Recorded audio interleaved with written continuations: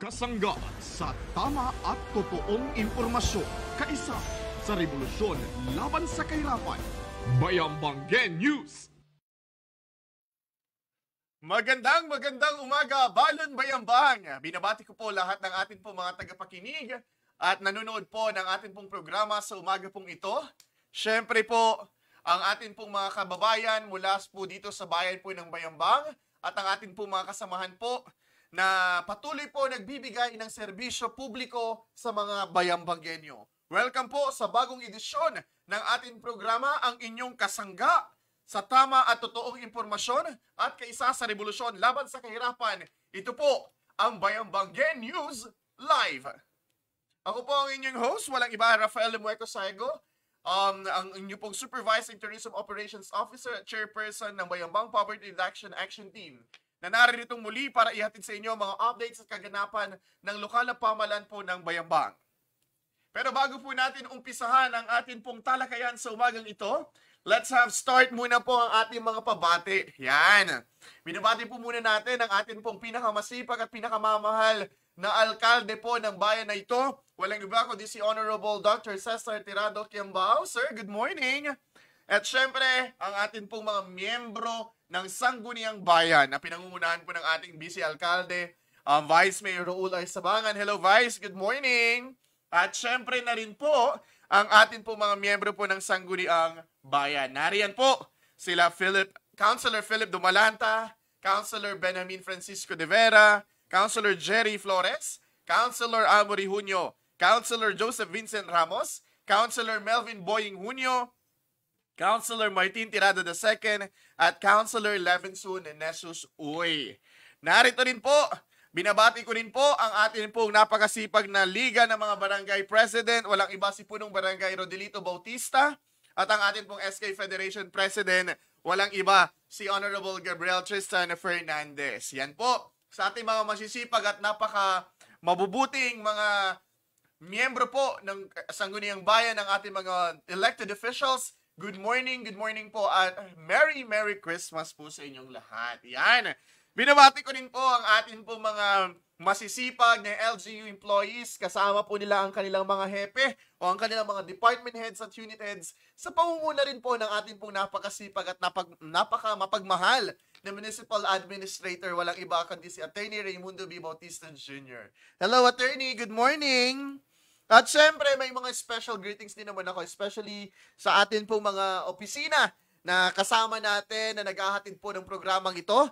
Nariyan po ang Bayambang Poverty Reduction Action Team. Nandyan din po ang aking opisina na Municipal Tourism Cultural Affairs Office. Syempre rin po ang ICT Office po. Nandyan po, pinangungunahan niya ni Sir Ricky Bulalakaw at syempre ni Gisrael J. Junio. Na naka-pink po siya ngayon. Yan. At syempre naman po ang Public Information and Media Affairs Office na pinangungunahan ni Sir Resty Udon at Dr. Leticia Orsua. Good morning, Sir Resty and Ma'am Letty. Good morning. And thank you so much for always preparing my script and the news that we are going to share with our fellow Bayambanggenyos. Syempre ang atin pong head writer, walang iba kundi si Madam Patricia Espino. Yan. Binabati ko rin po mga kaibigan ang atin pong mga Team Magnificent na pinangungunahan ng atin pong napaka-sexy at napakagandang Mayora. Hi Ma'am Nins, good morning. Kasama rin dyan si Ma'am Ian Camille Sabangan, ang asawa po ng ating Vice Mayor. Nandyan na rin po si Ma'am Bonita Atienza. Nandyan din po si Jay, si Patty, at syempre yours truly po, ang miyembro rin po ng Team Magnificent. At syempre, binabati ko na rin po ang mga kasamahan po natin sa SVV. Nandiyan si Ate Karen na super busy until next week yata. Sila Gingging, Ate Tata, Yaya Mimi, Nanay Bilen, Nanay Au, Ate Janet, Ate Mai, and to everyone, masanton ka po sa nood si kayo na minditan. Natan mo, indan kumot pa'y lugay tan paggalang sa saray opisyales, tan saray kakaiba tayod barangay. From punong barangays ng 77 na barangay po natin, mga kagawad, secretary, treasurer, BHW, CVOs, at lahat-lahat po. Kasama na rin po ang mga SK officials at saka mga SK chairperson. At syempre, ang atin po mga minamahal na mga bayambanggenyo at bayambanggenya sa iba't ibang parte po ng Pilipinas, magandang umaga at advance Merry Christmas and Happy New Year po sa inyong lahat. Mga kaibigan, nag-start tayo ng November 18 sa pag-umpisa po ng atin pong programa dito sa Bayambanggen News Live. And sa taon pong ito, this would be our last. Tama ba ako? Not yet. May isa pa. May isa pa tayong show pala. Nagkamali po ako. Akala ko kasi papayagan na akong mag-leave. Hindi pa pala. So yan, there will be one more show before the end of 2020 and before we could start welcoming 2021. Yan. Next week nga po mga kaibigan ay Pasko na at siguradong akong lahat ay excited na mag-celebrate kasama ang ating mga kapamilya, kapuso at kapatid. Pero magbabalik na po ang kapamilya. Yan. Pero mga kababayan, nakikiusap po ang lokal na pamahalaan ng Bayambang sa mga bayambanggenyo at mga magbibisita po sa atin na manggagaling sa iba't ibang probinsya na i-assess po muna ninyong mabuti ang inyong kalagayan bago kayo umuwi sa Bayambang. Kaya tayo po, kung tayo po ay may ubo, lagnat at anumang sintomas ng COVID-19 at kung maraming cases sa lugar na pinanggalingan ninyo, baka naman pwedeng ipagpaliban nyo muna ang inyong pag-uwi para po sa atin pong kaligtasan. Hindi po namin kayo pinagbabawalan, pero sana isipin natin na yung risk na dinadala po ng ating mga pamilya. Kung ipipilit naman po nating umuwi at para makapag-celebrate sa kanila, make sure lamang po na susunod tayo sa protocols na pinapatupad po natin. Ano nga po ba yung mga protocols na pinapatupad po natin?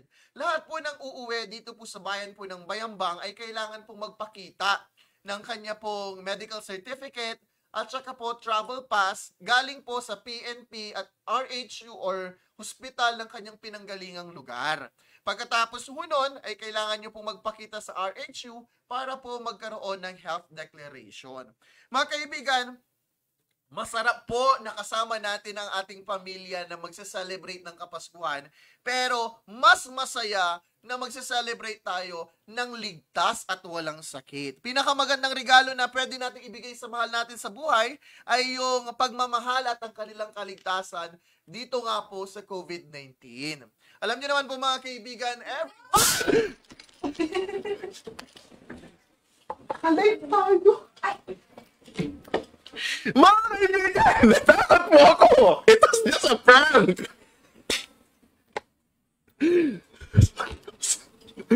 Mga kaibigan, yan, di ba? Sabi ko sa inyo, masaya. Natakot tuloy ako. Oh my God, natakot ako. Buti di ako na ano. Anyways, yan, mga kaibigan, muli, masaya na magdiwang po tayo ng Kapaskuhan. My God, parang masaya. This is live talaga. Pasensya na. Compose, yun po, as I was saying, magandang mag-celebrate ng Kapaskuhan kasama ang ating pamilya ng ligtas at masaya. Kaya nga po, just be careful. Yan po, we wanted to, nandito po ang amin pong mudra. Ma'am Bonita Atienza, good morning po. Ang atin pong Chief Executive ng atin pong mahal na Mayor. Hello, ma'am. Yan. It was a prank. Ang saya noon, nabuhay yung dugo ko. Yan. Ibang-iba nga ang Pasko natin ngayong 2020 kung noong mga nakarang taon ay marami tayong mga events at mga pa-contest tuwing Kapaskuhan, kagaya na lamang po ng Pamasko o Paskuhan sa Bayambang. We have also parol making contest, Christmas carol contest at iba pang mga contest. Medyo tahimik ngayon ang bayan po natin. Pero syempre, hindi pwedeng, hindi natin maparamdam ang diwa ng Pasko. Kaya naglagay ho nga tayo ng isang giant Christmas tree at giant lantern na makikita naman po ito sa St. Vincent Ferrer Prayer Park. Para kasakalaman po ng lahat, ang atin pong St. Vincent Ferrer Prayer Park ay bukas na po mula alas 5 ng umaga hanggang alas 8 po ng gabi, araw-araw. Pinapaalala ko rin po na ipinagbabawal po rin ang paglabas ng mga bata below 18 years old kung hindi kasama ang kanilang mga magulang o kamag-anak. Kapag lumalabas ng bahay, mag-ingat po tayo at laging sumunod sa public health protocols.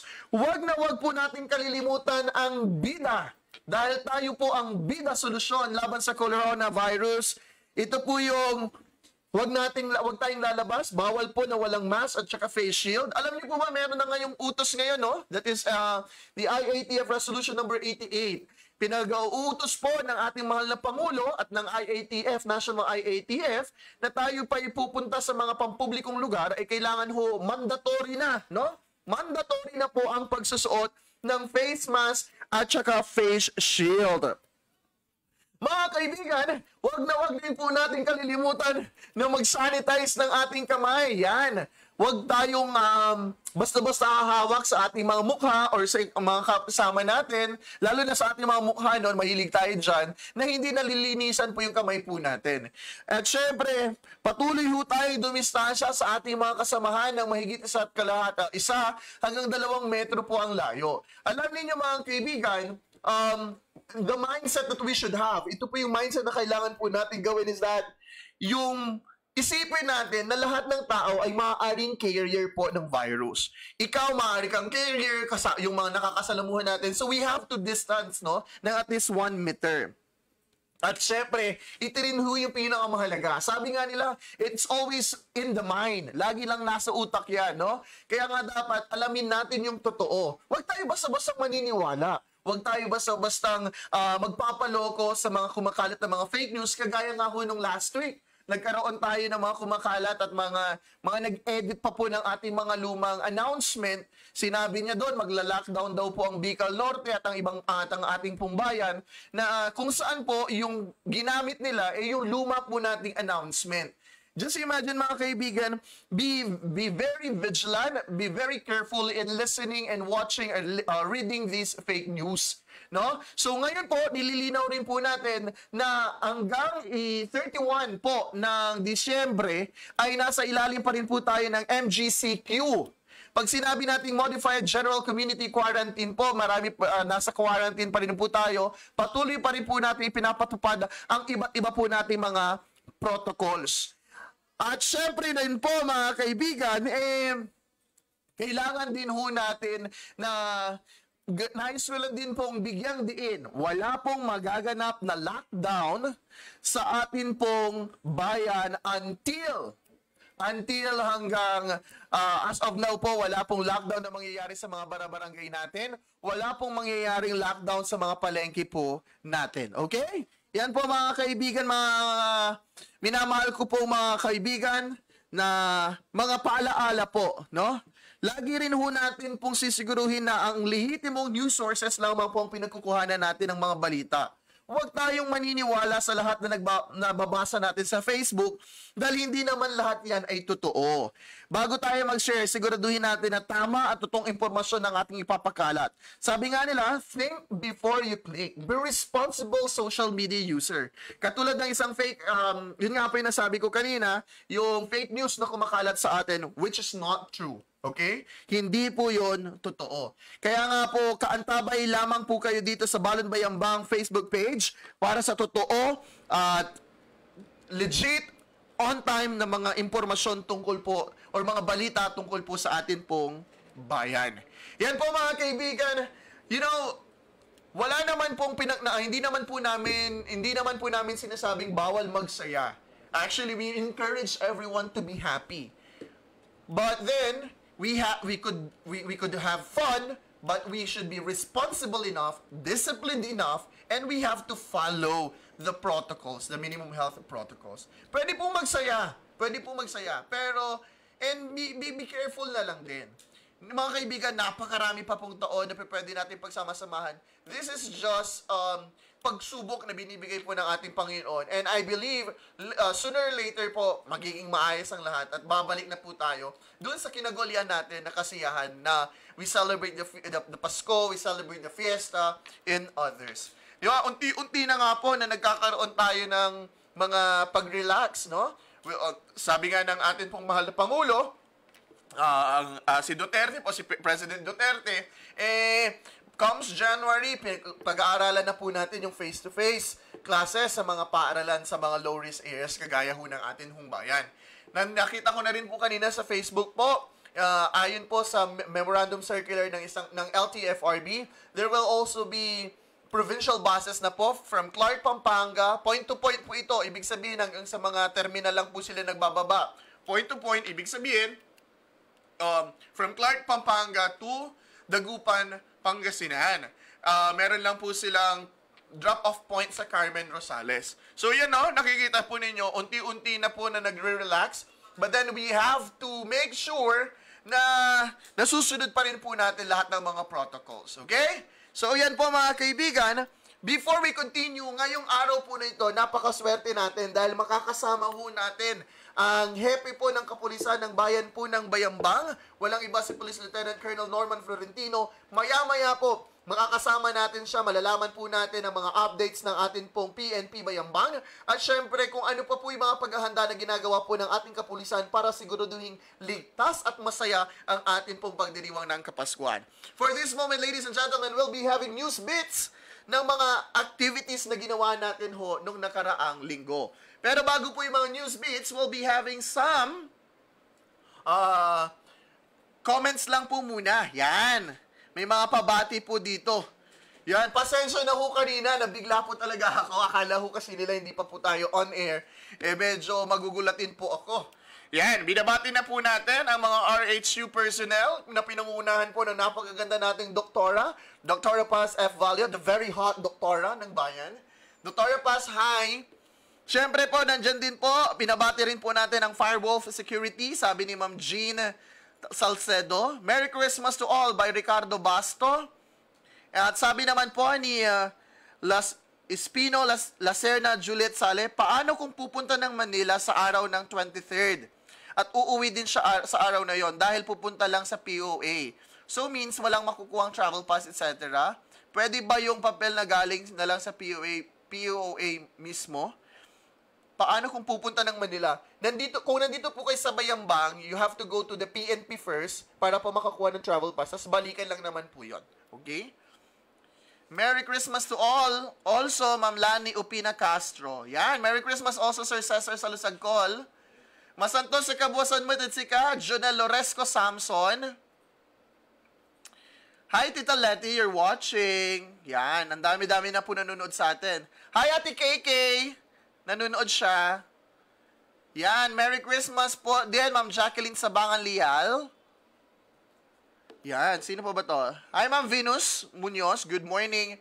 At sa lahat po ng mga nanonood sa atin po, magandang umaga po sa inyong lahat. Yan, that's of the news bits for the week.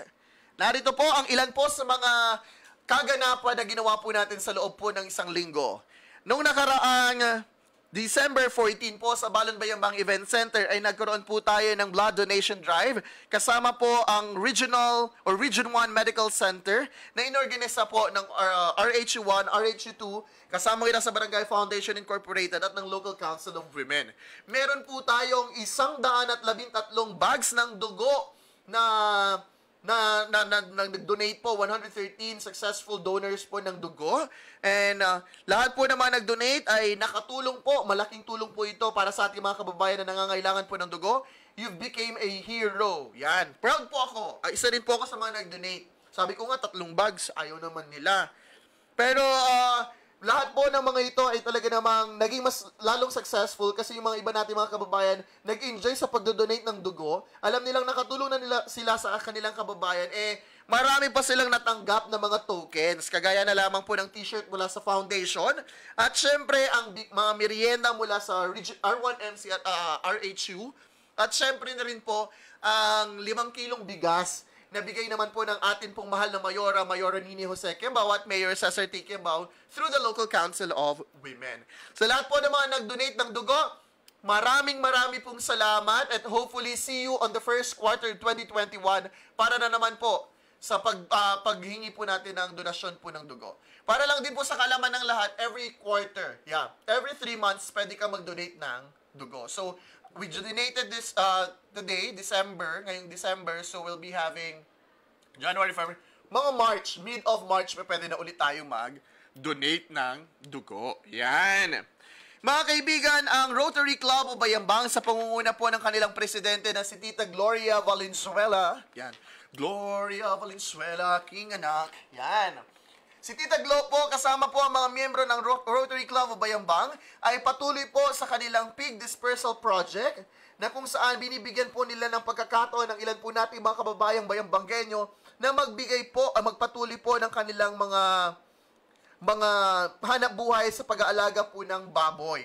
Ang kanila pong benepisyaryo sa noong December 16 ay mula naman po sa Barangay Hermosa. Yan. Sila po ang mga nakatanggap ng mga alaga ay baboy para po maging kanilang livelihood. Yan. At sa ngayon naman po mga kaibigan ay nagkakaroon po tayo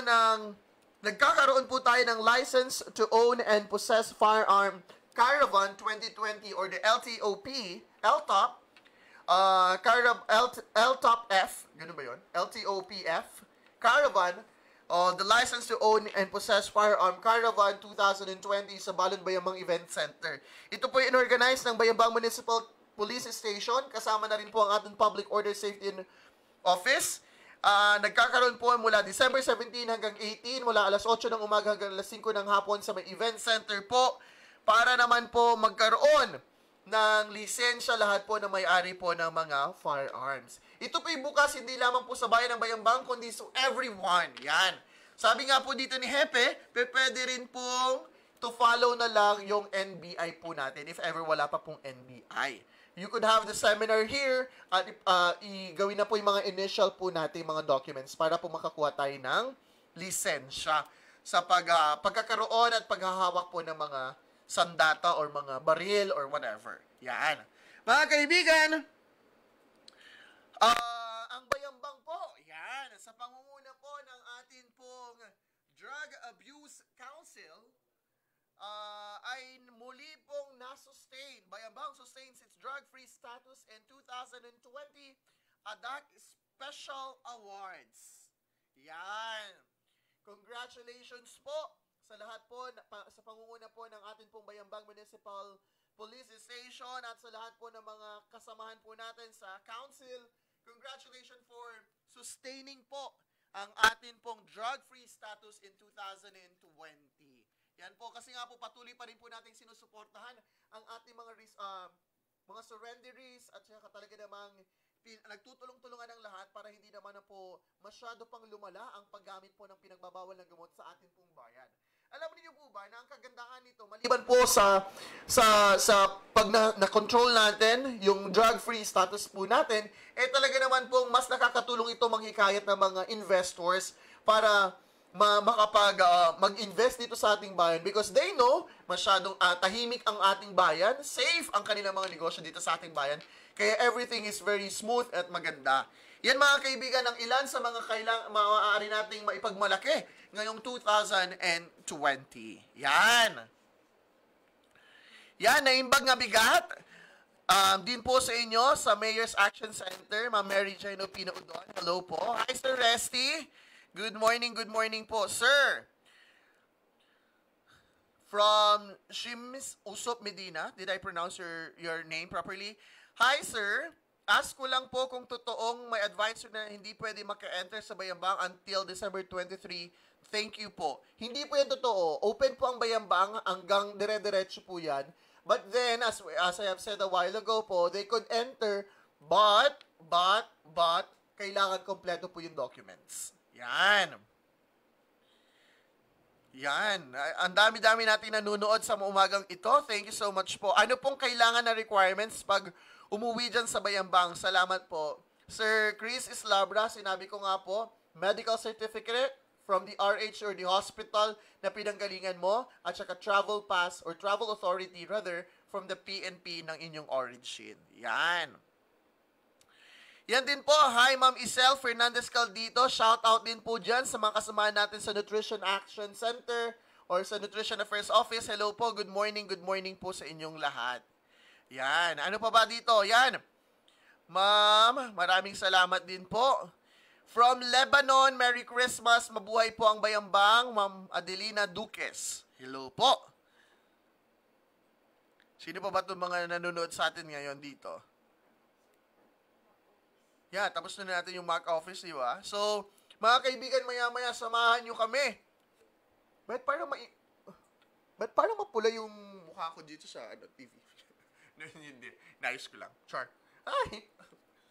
Yan po.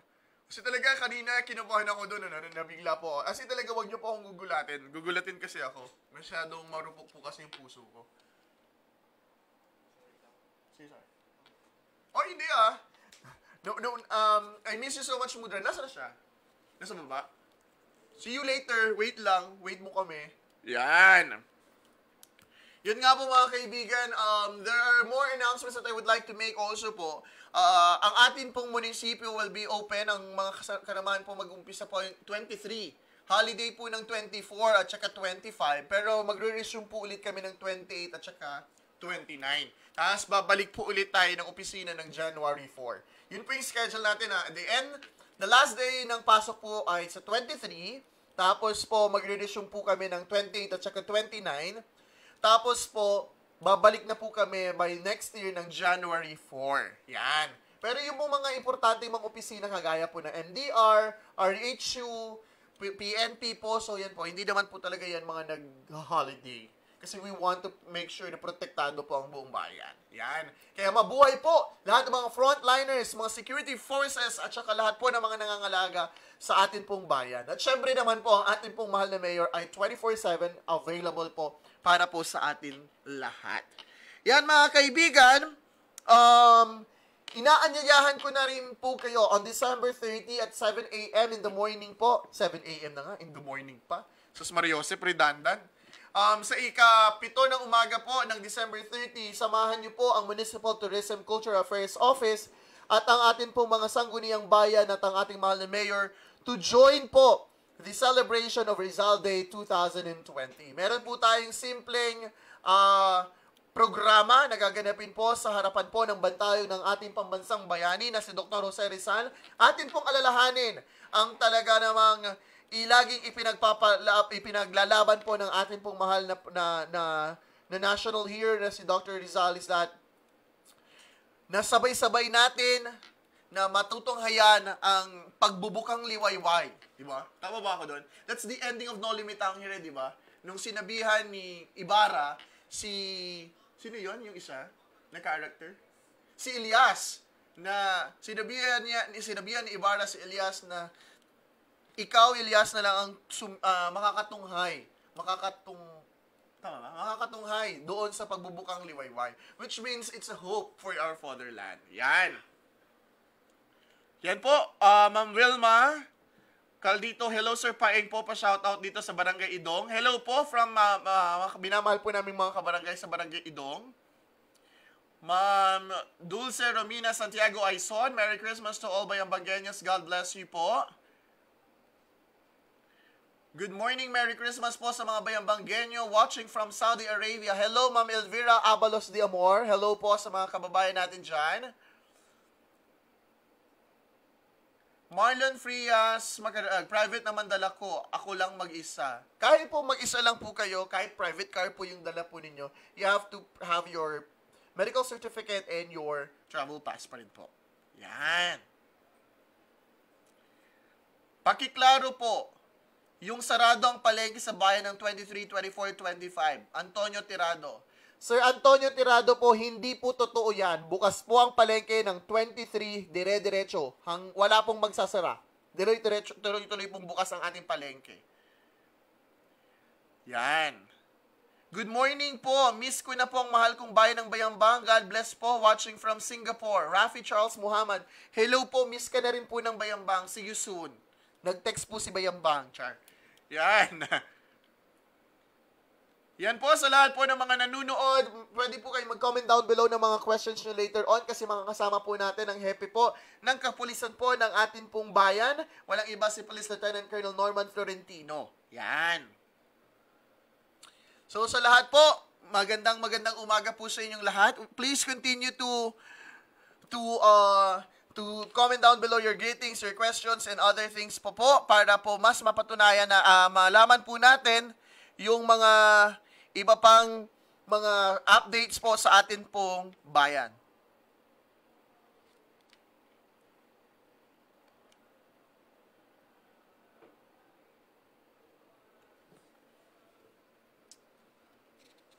Yan.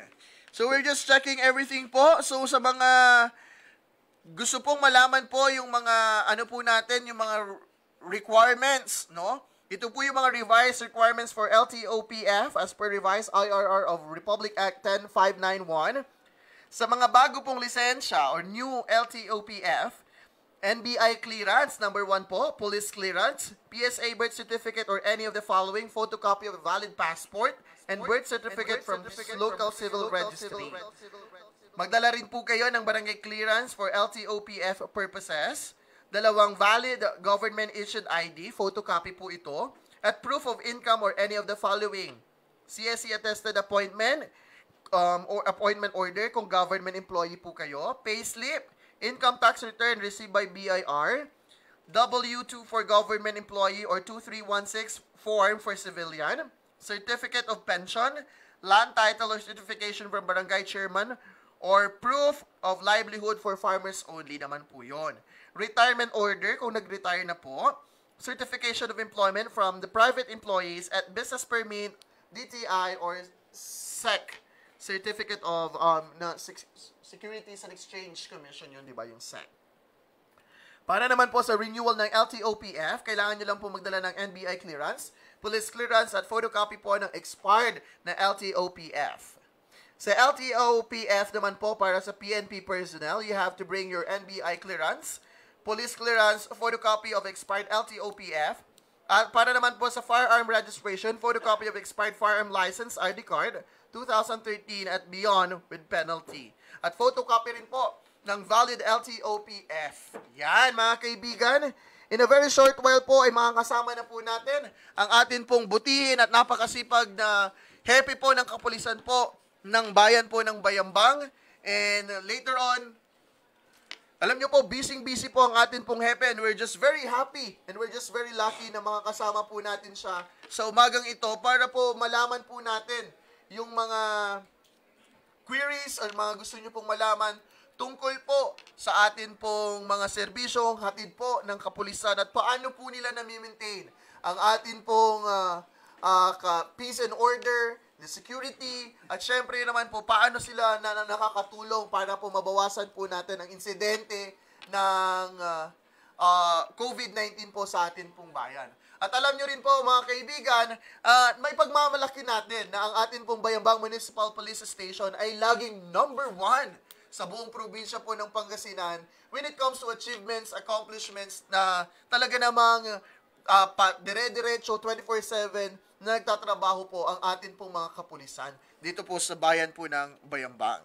So, in a very short while mga kaibigan, makakasama po natin ang atin pong Chief of Police ng Bayambang Police Station. So again, mga kaibigan, you just have to comment down below what are your questions for with our Chief of Police at maya-maya po, mas malalaman po natin what are the other things na pwede po nating maibigay, malaman din po natin ano po ba yung mabigyan tayo ng clarification sa lahat po ng mga queries ninyo sa atin pong Bayambang Police Station. So now, ladies and gentlemen, wag mo na lang po muna natin pong patagalin ito at salubungin po natin at nagpapasalamat tayo na makakasama po natin ngayong umaga ang napakasipag, napakagwapo at napakagaling kumanta. Yan, nasabi ko yan. Ang Chief of Police ng atin pong Bayambang Municipal Police Station, walang iba, si Police Lieutenant Colonel Norman Florentino. Sir, good morning po. Yes, Sir Paeng, good morning. Yan, o yan na. Talagang napakaganda rito, my first time. Yes po, sir. So bago ang lahat, gusto ko pong batiin muna at magbigay pugay sa ating napakabait at napakagaling po na mayor ng Bayambang, Dr. Cesar T. Kiambao po. At siyempre po sa ating Aldin na Vice Mayor po ng Bayambang, Honorable Raul Sabangan, at sa ating ABC President at sa kanyang mga kasamahang kapitan at mga councilors po ng munisipyo ng Bayambang. Magandang umaga po sa inyong lahat. Yan, sir. Epi, thank you po for joining us po this morning. Alam ko po, busy po kayo. Meron kayong ongoing na caravan po ngayon. Pinaulakan nyo po ang amin pong invitation sa programa pong ito. So, Hepe, let's, umpisa na natin kasi medyo madami-dami yung Oo nga eh. lista natin. Sige.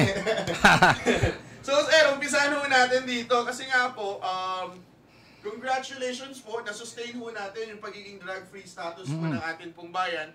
Kumusta naman po yung atin pong drug rehabilitation program at ano naman po yung mga kadalasan po ng mga complaint para sa mga drug reformists, at ilan na nga po ba itong mga reformists po natin? O reformists pa nga po ba talaga yung tawag natin dito, at saan natin sila dinadala? Sa kasalukuyan po ay meron tayong 684 na drug surrenderers o yung ating mga idols po. Idol na sir. Idol na. Kailangan, sabi ko sa kanila ay maging idol sila, pero maraming ang requirements yung pagiging idol. So nung nakaraang December 4 nga ay pinatawag natin itong mga idols natin dito sa Bayambang. Marami naman pong nagpunta. Halos 60% po sa bilang ng ating mga idols ay pumunta dito sa event center, at na kung saan sila ay muli nating sineminar patungkol sa epekto ng illegal na droga, at ano ba yung kanilang ginagawa na pagkatapos nung kanilang pagsuko o pagsurrender dito sa Bayambang Police Station. So inalam natin kung ano yung kanilang mga situation, anong katayuan nila sa buhay ngayon, may trabaho na ba sila, o nagtatrabaho na sila, ano pa yung mga tulong na kailangan nila na pwedeng maibigay ng LGU at ng kapulisan. At itong darating na December 27 ay muli natin silang ipapatawag para sa wellness program. Yung mga magbibigay tayo ng mga libreng gupit, libreng masahe. Wow. Oo. Sana, idol na rin ako. So, talagang inaalagaan natin sila para talagang maiwasan na nila yung paggamit nga po ng pinagbabawal na droga. Opo, Sir Peng, tama po yun. Kailangan natin gawin yun kasi itong phase na to, ito yung monitoring talaga na ginagawa natin after nag-surrender sila. Kailangan closely ma-monitor natin sila sa barangay kung ano yung mga ginagawa na nila. Baka bumalik na naman sila, di ba? Baka kailangan pa nila muli ng tulong pagkatapos nung mga programa na nag-undergone sila dito nung sumuko sila. So yun yung mga inaalam natin dito. Ang importante ay kailangan ma-prevent natin na hindi na sila bumalik gumamit ulit. So, Hepe, you're showing or telling us na rin po dito na hindi lang talaga to PNP work, no? So, napakarami natin. Sino-sino pa yung mga kasama natin na talagang nagmo-monitor sa mga drug surrenders or sa mga idols po natin? Primarily, siyempre, kung nasa barangay sila, yung ating badak doon sa pangunguna ng mga barangay captains. So sila yung primarily na nagmo-monitor doon sa mga galaw nitong ating mga surrenderers, at pangalawa yung ating mga kapulisan na naka-assign diyan sa ating mga barangay. Sila yung isa rin na nagmo-monitor diyan sa mga idols natin na nandyan. At pangatlo, siyempre yung ating LGU, minomonitor din yan dahil baka naman may kailangan pantulong yung mga idols natin na dapat nating ibigay sa kanila, o kailangan pang attention ng LGU para matulungan natin sila. Yan. So talagang it's hindi lang talaga PNP, pero it's a collaboration ng iba't ibang ahensya, particular na rin po ng mga barangay captains para po talagang ma-monitor natin yung kumbaga pag-aayos sa ating mga idols po nito. So Hepe, because of this, napapansin natin medyo bumababa yata yung crime incident dito sa Bayambang. So baka pwede po natin na may paliwanag sa ating mga kababayan na ano yung mga ginagawa ng PNP Bayambang para masigurado na mas bumaba pa yung crime rate dito sa ating bayan? Okay. Nung nagsimula yung pandemic, base dito sa aming crime statistics dito sa record natin, ang ating nung nakaraang taon, ang ating total crime volume sa 8 focus crime ay umabot ng 60. 60 last year. Ngayon pong taon na to ay nasa almost 50%, nasa bilang na 34 as of this date from January to date. At yung ating common crimes ay yung theft. So itong taon na to ay meron tayong total of 11 cases of theft. Nung first sem, meron tayong naitalang 6 first semester. At itong second semester until this date ay meron tayong 5. So a total of 11. compare to last year na 30 yung ating TEP. So kung makikita talaga natin na malaki yung ibinaba, almost 50%, 40 to 50% yung total crime volume natin ay bumaba ngayong taon na ito. Siyempre unang-una ang naging dahilan niyan yung ating naranasan na pandemya itong taon na to simula nung March. So itong nagsimula yung pandemic ay talagang halos zero yung ating crime. Lalo na ngayong itong month of November. Itong ating almost 1 month na to ay walang naitalang crime. Ito lang December, merong 2 na theft nga. Ito ay dun sa nangyari sa palengke, yung nahuli ng yung poso. Pero di Hepe, hindi naman ito talaga yung isa doon na insidente, hindi taga Bayambang, taga-labas na ibang bayan. Oo, yun lang, yun yung naitala natin dun sa palengke. At yan ay nahuli dahil nga dun sa mga CCTV na naka-install dun sa palengke, kaya na-monitor nila yung mga galaw nito, kaya na-aksyonan kaagad ng ating poso. So yan, Hepe, so talagang malaking tulong din siguro to sir nung mga nagkaroon tayo ng mga barangay checkpoints na Yes. mas 'di ba, na hanggang ngayon ang ating pong mga kapulisan at saka mga poso may mga strategic places pa rin sila na may dabantayan. Opo, nung nagsimula yung pandemic, ang ginawa talaga natin dito ay binantayan natin lahat ng entrance and exit point dito sa ating mga boundaries, particular dito sa boundary ng Tarlac, diyan sa Barangay Tampok, boundary of Kamiling, and sa Pantol, boundary of Moncada, and other boundary natin within the province ng adjacent municipalities natin. At dito sa gitna, yung ating poblasyon.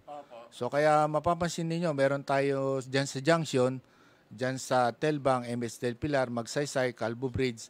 So nilagyan natin lahat yan ng tao.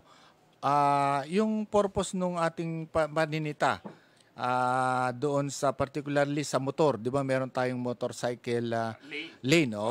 Ang purpose po niyan, ang isang purpose po natin yan, hindi lang dito sa pandemic, kundi doon sa anti-criminality rin. Kasi yung mga previous cases, previous incidents, hindi lang sa Pangasinan, din within the province, ay yung mga crime, particularly yung shooting incidents, ang ginagamit ng mga suspect ay yung mga motorcycle, yung mga naka-riding in tandem.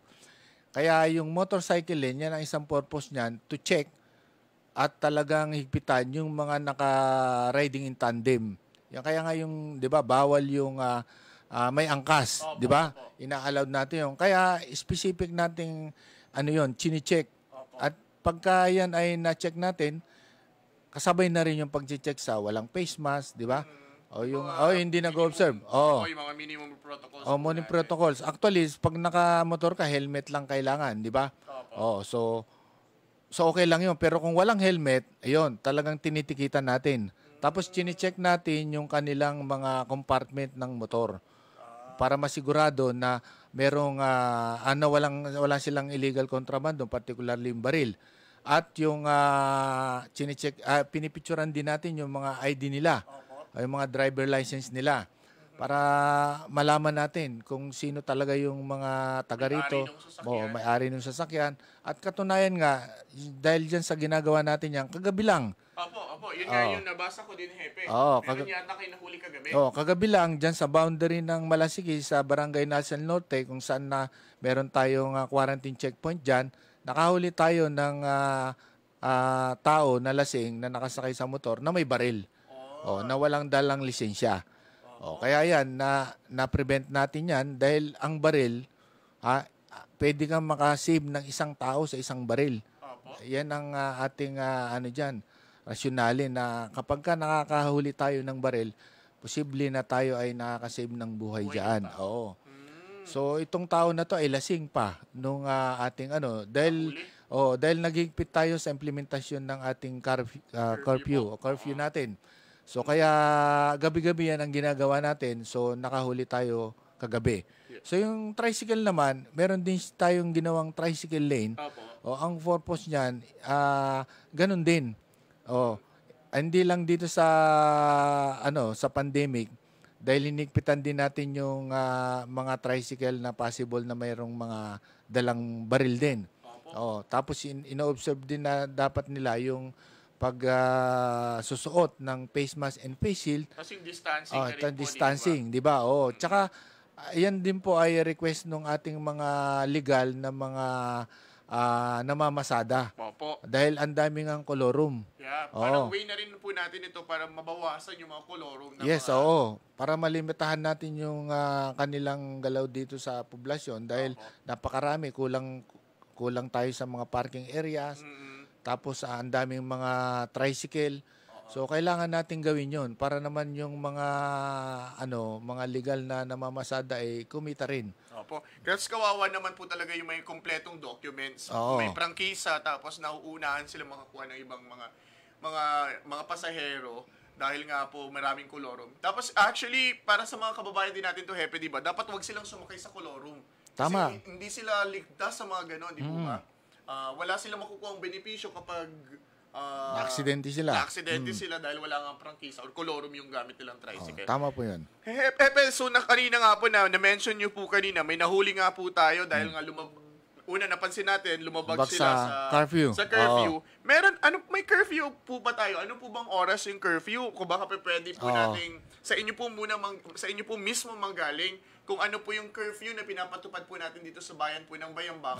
At ano po yung ginagawa or ano yung magiging consequence kapag nahuli ka kapag curfew? Oo. Dito sa kung susundin natin yung provincial executive order ng ating mahal na governor ay 9 PM to 4 yung in-implement natin na curfew. So 9 PM ng gabi, Oo. 9 PM po hanggang alas 4 ng madaling Oh, araw. dati 8 to 5. Opo, O ngayon dati. binigyan ng konting luwag kasi nga yung 4 PM gabi. simbang gabi. Oh, maraming kaya pinayagan yun ang ginawa natin. So dito rin tayo, meron din tayong ordinansa dito na sa Bayangbang. So kapag yan ay nilabag mo dahil may ordinansa na, ang binibigay natin yung citation ticket. Opo. Oo, inisyuan natin ng ticket. Ang minimum penalty nun, first offense is 1,000. Oo, base dun sa ordinansa natin. Oo. Kasama na rin dun yun yung mga not wearing of face mask and face shield, Face shield. social distancing, dahil meron na rin tayong ordinansa nun. So kaya mabilis na lang, tinitikitan na lang natin sila. Before kasi, nung wala pang ordinansa, talagang hinuhuli natin sila at kinukulong at pinapile natin yung case sa prosecutor. So ang daming proseso nun. So ngayon, Ticket na lang. ticket na yung lang. binibigay natin. Kaysa naman makulong sila at magkaroon ng kaso.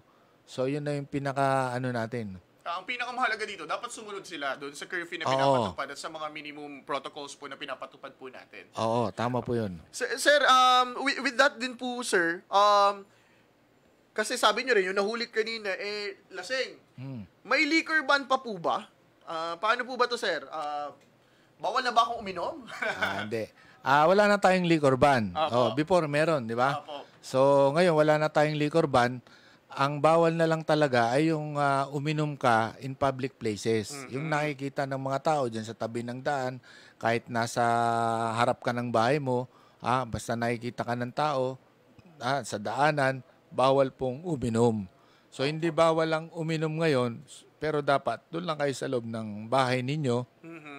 Hindi rin na bawal yung magtinda ng alak dahil nga wala na tayong liquor ban. Liquor ban. Oo, yun lang naman ang pinagbabawal. Pwede kayong uminom basta nandun kayo sa inyong compound, sa loob ng bahay, o lang dun sa mga lugar kayo ay nakikita na sa daanan at dun sa mga other public places. Yes po. So, Hepe, kung ganun nga yung ano natin, so, may mga pagkakataon kasi before na may nahuhuli rin tayong mga bata, di ba, Hepe? Ano yung mga parusa na pinapato natin sa kanila through our pulisya? And I believe meron tayo ngayong bagong, di ba, meron tayong naka-quarantine kasi nga po may mga juvenile na mga kaso. Ano po yung kadalasan na ginagawa natin kapag yung mga bata naman yung nagiging lumalabag sa mga protocols po natin? Oo, base dun sa Republic Act 9344, yung mga 15 and below, yan yung mga considered na minor, 15 and below. So yan, ay hindi natin yan pwedeng ikulong. So tinoturn over natin yan sa DSWD. Yan, yung mga nagkakasala ng mga minor, yun yung proseso, tinoturn over natin ng ating WCPD or yung Women and Children Protection Desk dyan sa DSWD, at yung DSWD na ay yung gumagawa ng doon, disposition. Pero kung yun yung minor na 16, between 16 to 18, yan, meron na silang criminal liability provided with act of discernment yung nagawa nila. Ibig sabihin, alam nila yung ginawa nilang krimen na yon. So pwede natin silang kasuhan doon, i-file natin yung case sa prosecutor. Opo.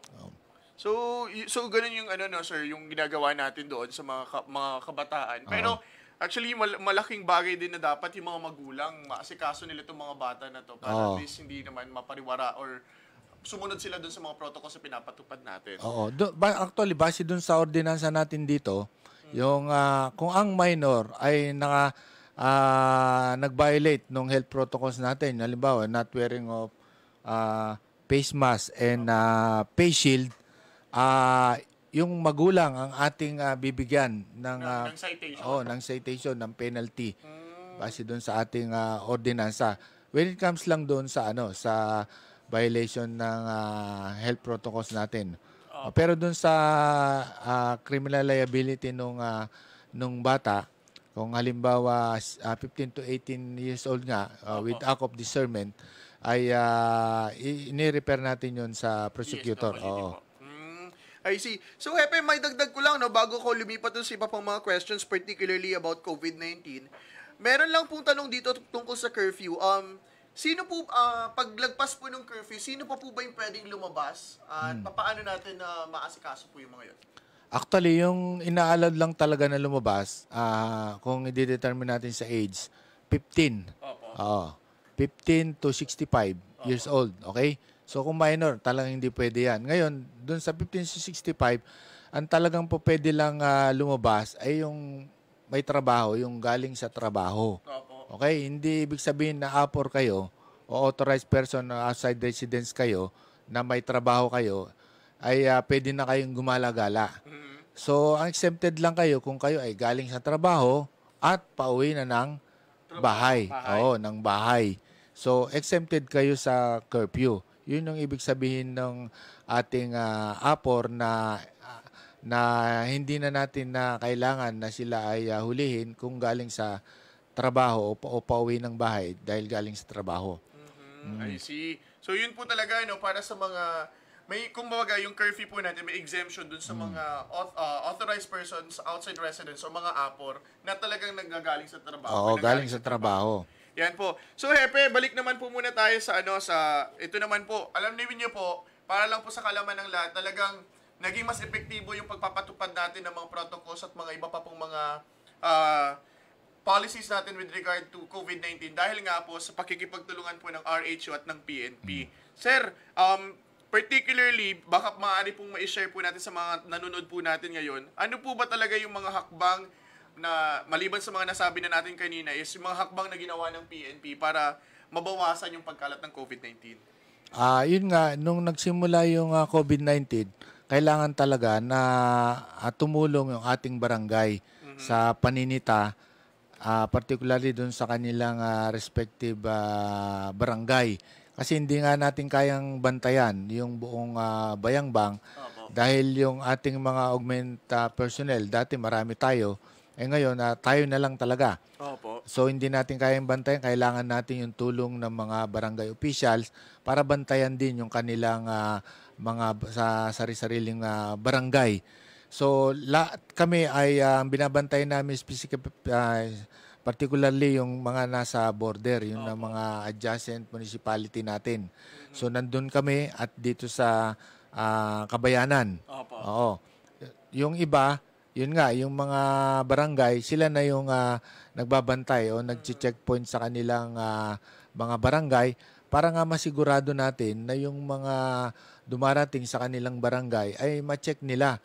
Kung ito ay mga walang papel na dumating sa kanilang barangay, nire-report nila kaagad dito sa RHU para i-quarantine natin kaagad.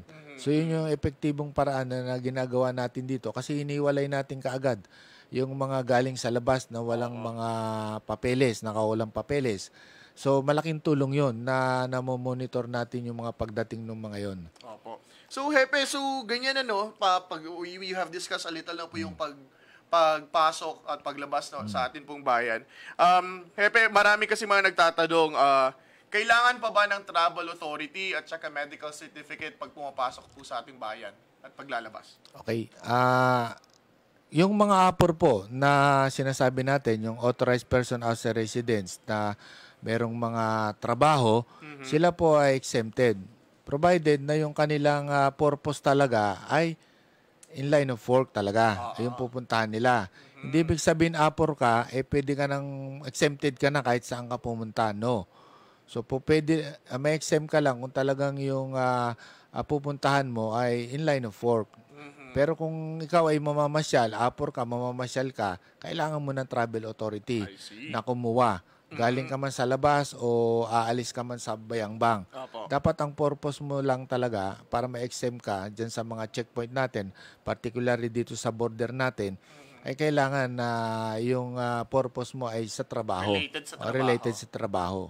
Pag hindi na related, sir, automatic lahat. Kailangan kumuha kailangan kumuha ng travel authority. Yun lang yung hinahanap natin dyan sa checkpoint, dyan sa particularly sa Barangay Tampog. Opo. Wala nang iba. Yan. So, Hepe, kahit na po ba Pasko, 23, 24, 25, at saka pag 30, 31, nandun pa rin po ba daw ang mga pulis at mag-check? Baka daw po magluwag. Hindi, lalo nga tayong magigpit kasi nga ay full alert po ang kapulisan. Yan Opo. Makinig kayong mabuti. Taon-taon po yan. Kung kayo ay nagsasaya, nagpapahinga, ang kapulisan po ay hindi. Baliktad. Kami po ang nagbabantay para kayo ay makapagsaya, makapagpahinga, makatulong ng mahimbing. So yun yung pagkakaiba sa aming mga kapulisan na kapag mga holidays, mga tulad ng mga ganito, ay kami naka-full alert. Opo, I see. So yan po, kasi alam niyo naman po yung mga kababayan natin, akala nila ay Pasko, bagong taon, magluluwag. Hindi po, mas lalo tayo magiging. Mas lalo magigpit. Opo, para lang po sa kalaman kasi natin, kasi part po kami ni Hepe ng IATF, medyo natatakot kami doon sa Christmas season wave ng COVID-19 kasi nga maraming uuwi or marami pang magdadatingan dito. So, tuloy-tuloy pa rin po, Hepe, hanggang hindi pa nalilift na maging MGCQ tayo dito sa paghihigpit natin. Tama yan, So, Hepe, pagpatuloy na lang ho natin dito, baka maaari nyo rin pong mas lalong ipaliwanag, sino po ba daw, ito po additional question lang po, pwede po ba na po bang umangkas sa motor? Sino lang po pwedeng umangkas? Actually, hindi pa rin po pwedeng umangkas yung mga hindi mag-asawa. Yung mag-asawa na ilalawad lang natin, yun nga, yung tatlong klase na mag-asawa, legal, yung matagal na nagsasama, ang tawag doon? Common law. Common law. Di ba? Opo. At yun talagang kasalukuyan pa lang na yung mga ibig sabihin sa common law, may pamilya na, hindi lang sila kasal, di ba? Tapos yung mga nagli-live-in, na hindi rin kasi pinapayagan na yon yung mga yan. Pero yung magkakapatid, magkakaibigan, magkakatrabaho, hindi pa rin yung pinapayagan. Violation pa rin yun ng social distancing. I see. So yun po yung mga gusto nais po namin liwanagin yun, no? Mag-asawa lang yung pinapayagan. Pero sa Manila, in-exempt na nila yun kasi pinayagan nila yung yung angkas, kasi business naman yun eh. Tapos wala namang angkas dito sa wala naman dito. Natin, So ito po, Hepe, last two questions po natin. Hepe, pwede po bang magpaputok sa Pasko at Bagong Taon? Base dito sa yung pagpaputok, liwanagin natin Baka pagpaputok ng baril, bawal na bawal yun. Mahuhuli kayo namin. Hindi pa ako binibigyan ni Hepe ng baril eh. Di ba? Live na to. Bawal na bawal po yun. Pero yung paputok, pwede silang, yung magtitinda, pwedeng kumuha ng clearance sa PNP, provided na sila ay papayagan din ng LGU na magtinda. Kasi kahit makakuha sila ng clearance sa PNP, pero hindi sila nakakuha ng permit sa LGU o sa local natin, ay hindi sila pwedeng magtinda pa rin. So, kailangan papayagan sila ng concerned LGU. O tapos yung pagpaputok kung sakali man na doon lang dapat sa designated firecracker zone area. Meron tayo niyan taon-taon na ginagawa natin. Every barangay may firecracker zone area doon. O, pati yung mga nagtitinda, meron lang din isang lugar yan. Specific na lugar kung saan pwede magbenta. Oo, hindi pwede yung kung saan-saan. Hepe, pwede po ba yung boga? Boga ba yun? Yung parang lata? Bawal. Bawal yun? Oh, bawal yun. Yung mga yun. Nakakaano yun. So, Bawal maaari nilang i-report yung mga actually, kadalasan, nung mga nakarang taon, mga bata, yung nakikita natin na may mga ganito, mga boga, yung mga improvised na paputok. Oo. So, hindi pinagbabawal. Pinagbabawal yun. Actually, naglalabas na tayo ng information dyan, maybe next week, kung ano yung mga bawal. Opo. Mga bawal na hindi dapat paputukin. Oo. So, yan po, Hepe. So, Hepe, para po bilang pagtatapos na lang po ng atin pong usapan ngayong umaga, I know marami pa tayong maaaring i-discuss, pero perhaps iyan na lang natin sa susunod na taon. Hepe, baka may panawagan ka or may mga bilin ka lang po sa ating mga kababayan bago po natin tapusin itong programa na to. Opo. Ang gusto ko lang pong masabi ay unang-una, nagpapasalamat ako sa ating mahal na mayor dahil talagang full support yung aming natatanggap sa LGU ng Bayambang. Kaya naman marami kaming nagagawa, marami kaming na-accomplish. Pangalawa po, sa mga kapitan natin na talagang walang sawa ring tumutulong sa mga kapulisan at nagbabantay sa kanilang mga barangay. Maraming salamat po. At sa other stakeholder po na tumutulong sa kapulisan. Sa atin namang mga taga-Bayambang po na nakikinig ngayon, kailangan po lang natin talaga ngayon pairalin yung disiplina. Hindi na tayo kailangan bumalik sa dati. We have to learn to live and fight with the virus. Kasi nandyan na yan eh. Kailangan matutunan na nating mamuhay ngayon na nandyan si COVID. Matutunan na rin tayong labanan itong na to para yung ating ekonomiya ay bumalik na sa dating sigla niya. Kasi pag bumalik tayo pa sa dati, talagang babagsak na yung ating ekonomiya. Okay. So, yun po yung dahilan. Kaya po tayo ay ngayon ay naghihigpit pa kasi yung ating active cases ay hindi pa natin nasisiro. Katunayan na dagdagan nga last week. So, kailangan lang natin yung pairalin yung disiplina. So, disiplina ang sagot sa pandemya. Yan po ang kailangan nating gawin. So, ano ba ang kailangan lang nating gawin? Paglabas natin ng bahay, magsuot tayo ng face mask, face shield, at i-observe natin social distancing pag nasa labas tayo. Yun lamang yung ating gagawin. Tapos pag uwi natin ng bahay, maligo tayo, linisin natin yung ating mga sarili bago tayo lumapit sa ating mga mahal sa buhay. So, yun yung kailangan na pag-iingat natin na gawin. Lalo na ngayon, hindi natin maiwasan talaga yung mga family gatherings. Opo. Kahit sabihin mo pang pinagbabawal. Yun nga lang, kailangan maging disiplinado tayo. Kailangan alam natin yung gagawin natin. Hindi ko mo kamag-anak natin ay pwede na tayong makipagyakapan, di ba? Hindi na natin na-observe yung mali po yun. Dahil katunayan kung titingnan natin yung ating mga active cases, magkakapamilya na yung nagkahawaan. Kasi nga hindi nila in-observe yung sinasabi natin na health protocols. So, yun lamang po. Kailangan lang namin yung kooperasyon ninyo at observe nyo po ang inyong curfew. Dahil marami na po kaming nahuhuli. Sa ngayon po, kagabi lang, 130 quarantine violators po yung nahuli namin. So, pinakamarami po doon yung curfew. Nag-violate ng curfew at saka yung sa non-wearing of face shield. Opo. So, yun. So, yun po ang mensahe po ng atin pong hepe po ng kapulisan po ng bayan ng Bayambang. Sir Florentino, maraming pong salamat, Colonel, sa inyong pong pagpapaulak sa amin po sa umagang ito.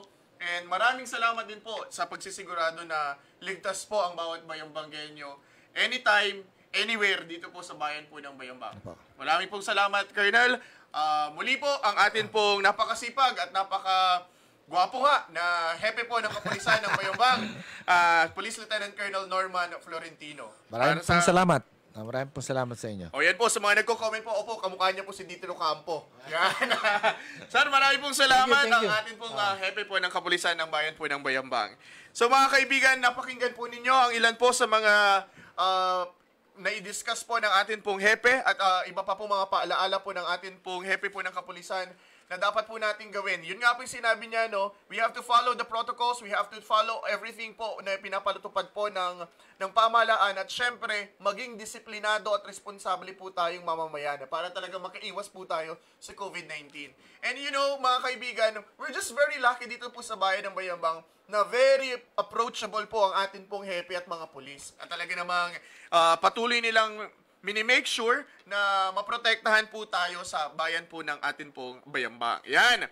Sir, yun nga po, bago po natin tapusin ang umagang ito, kailangan ho lang nating batiin at sagutin po yung ilan sa mga humahabol po na mga katanungan ho dito. Sabi ni Sir Jonathan de Guzman, shout out po sa aming Samantha de Vera Bungkin, Deyamana Almazan, from Inan Lorenza. O yan po, ang atin pong mga estudyante na kasama po sa Bayambang Community-Based Distant Learning Program po ng LGU Bayambang at ng Bayambang Poverty Reduction Action Team. Kasama po ang atin pong mga na-hire na mga private school teachers.